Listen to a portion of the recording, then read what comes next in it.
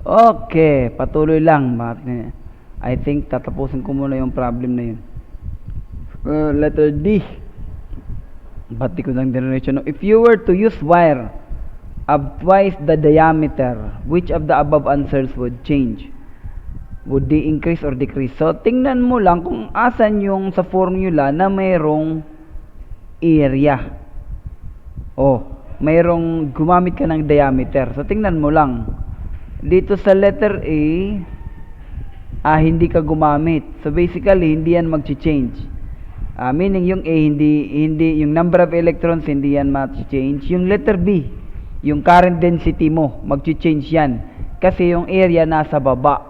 So, kung dinoble mo tong sa baba, inversely proportional yung J mo sa area. So, inverse meaning, pag lumaki yung area mo, nag-twice siya, liliit naman yung current density mo.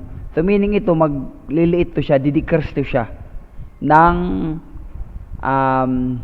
half. Kasi lumaki to ng twice liliit siya ng half. Okay? How about sa letter C, gumamit din ako ng area dito sa baba. Ito. So, ibig sabihin, yung speed mo is dependent inversely. Inversely dependent on your area.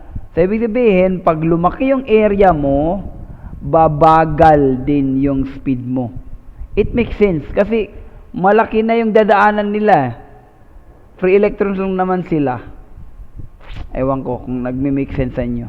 So, dito is wala. Sa letter A, wala. Hindi magbabago. Letter B, mag-half to siya. Magiging, ano ba yung half ng 15? 7. Parang 7.3 something to the negative, to the positive 5. Baka i-divide mo lang naman itong 2. At dito is 1.11 or 11, mga 5 point something to the negative 5. Negative 5, parang ganun. Mas babagal siya to the negative 5. Okay, thank you guys for listening.